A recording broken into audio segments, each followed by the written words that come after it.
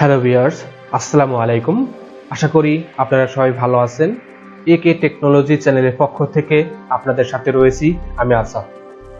আজকের এই ভিডিওতে আমি মাইক্রোসফট ওয়ার্ডের দরকারি 6টি সুপার ট্রিক্স আপনাদের সামনে শেয়ার করব।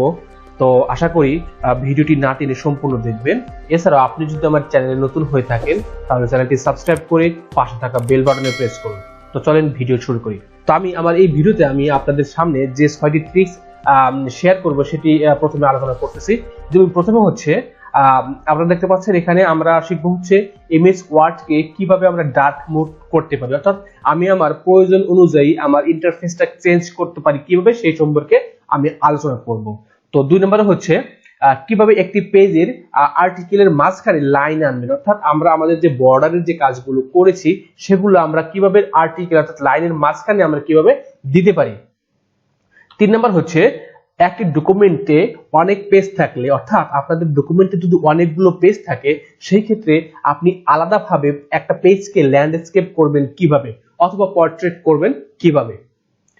আচ্ছা, 4 নাম্বার হচ্ছে এমএস ওয়ার্ডে প্রত্যেকটা ওয়ার্ডকে কিভাবে আন্ডারলাইন করবেন, অর্থাৎ আপনারা আপনাদের যে লেখাগুলো থাকবে সেই লেখাগুলোর মধ্যে প্রত্যেকটা ওয়ার্ডকে কিভাবে আন্ডারলাইন করবেন সেই সম্পর্কে আমি এই ভিডিওতে জানাবো।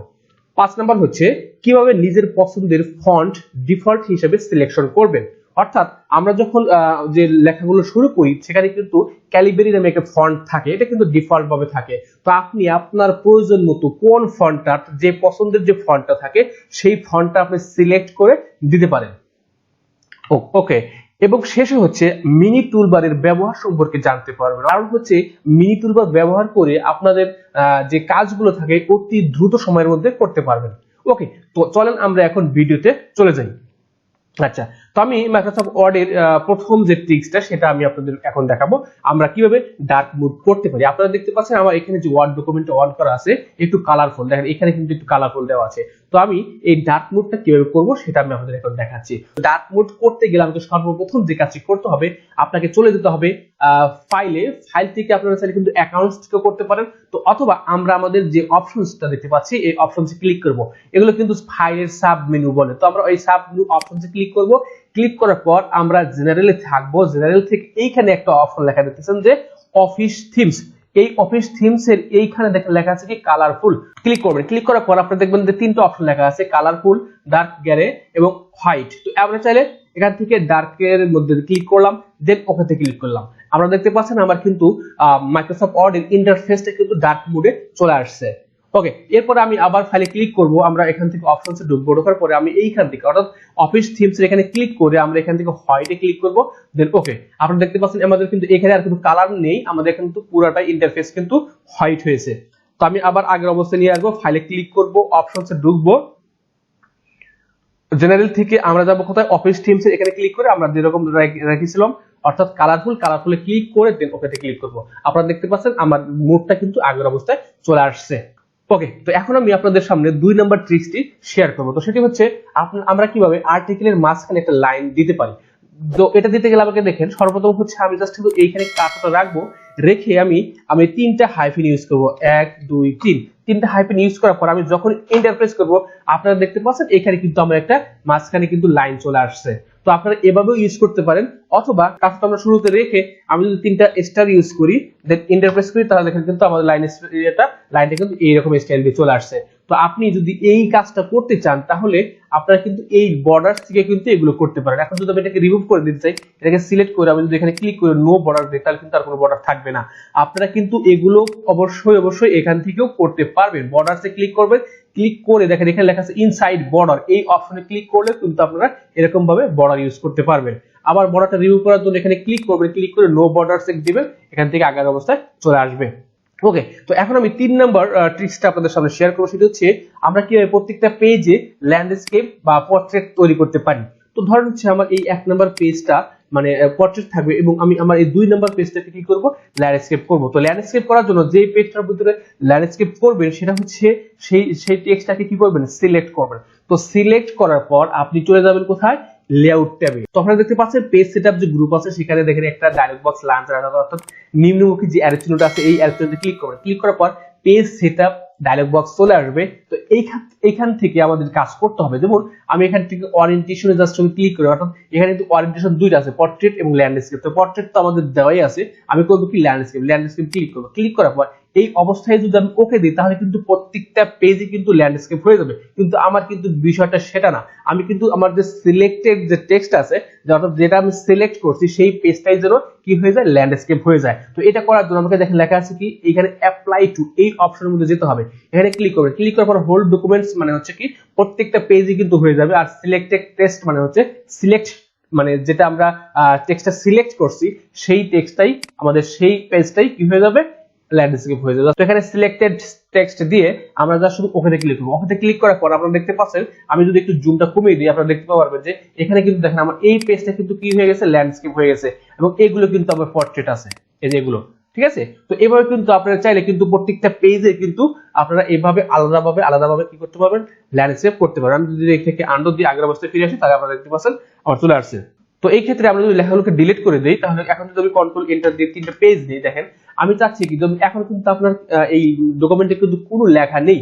তো এই লেখাগুলো ছাড়া যদি থাকে সেই ক্ষেত্রে আমরা যদি এখানে কাজটা রাখি, রেখে যদি আমি এই পেজ সেটআপের গ্রুপে গিয়ে ল্যান্ডস্কেপে ক্লিক করলাম, ক্লিক করার পর এখান থেকে যদি ল্যান্ডস্কেপে ক্লিক করি, ক্লিক করার পর অ্যাপ্লাই টু এই অপশনে ক্লিক করলে কিন্তু দেখা যাচ্ছে কি দিস পয়েন্ট ফরওয়ার্ডে ক্লিক করলাম, ওকে ক্লিক করলাম। অর্থাৎ দেখেন আমার এই যে কার্সরটা যেখানে রাখলাম তার ঠিক ডান পাশেরটাই কি হয়েছে, আমার ল্যান্ডস্কেপ কিন্তু হয়েছে।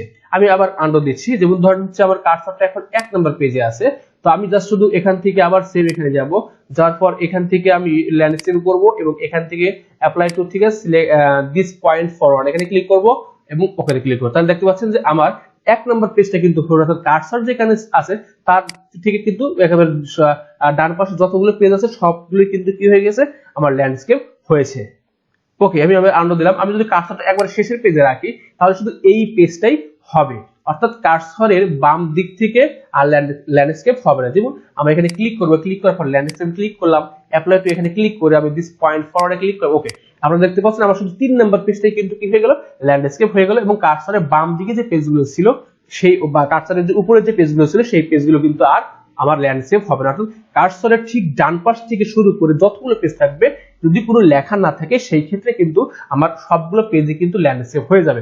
আর যদি লেখা থাকে সেই ক্ষেত্রে তো আপনারা যে পেজটা মানে ল্যান্ডস্কেপ করবেন সেই পেজে লেখা সিলেক্ট করে দিয়ে দিবেন।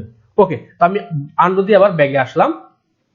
ওকে, এরপর আমাদের 4 নাম্বার যে অপশনটা সেটা হচ্ছে প্রত্যেকটা ওয়ার্ডকে আমরা কিভাবে আন্ডারলাইন করি। মাইক্রোসফট ওয়ার্ডে আমরা তো আন্ডারলাইন মানে হচ্ছে প্রত্যেকটা লেখার মাঝখানে কিন্তু আন্ডারলাইন দেয়। যেমন আমি এখান থেকে জাস্ট সিলেক্ট করে আমি যদি এখান থেকে হোম ট্যাবে যাই, গিয়ে যদি এখান থেকে আন্ডারলাইনে ক্লিক করি তাহলে আমরা দেখতে পাচ্ছি যে আমার পুরা মানে লেখার মধ্যে কিন্তু আন্ডারলাইন হচ্ছে। আর ওয়ার্ড আন্ডারলাইন বলতে বোঝায় কোনটা, যেমন আমি এখান থেকে আন্ডারলাইন তুলে দিলাম, যেমন আমি এখানে ভিডিও এখানে আন্ডারলাইন করবো, আন্ডারলাইন করলাম, যেমন আমি পাওয়ারফুলটাকে আন্ডারলাইন করবো। এটা মানে এই যে প্রত্যেকটা ওয়ার্ডকে অর্থাৎ মাঝখানে যে গ্যাপটা থাকবে সেই গ্যাপটার ভিতরে কোনো আন্ডারলাইন আসবে না, এটাকেই বলা হচ্ছে ওয়ার্ড আন্ডারলাইন।